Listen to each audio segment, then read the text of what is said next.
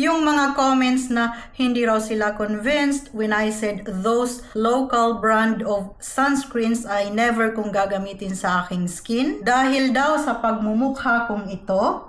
Girl, I am not trying to convince anyone, let alone you. Kesyo maniniwala daw sila kung maputi ang endorser, pinkish ang kutis neto. Girl, artista ka?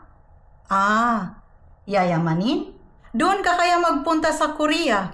Baka magka-glass skin pa ang entire body mo. Are you not forgetting something?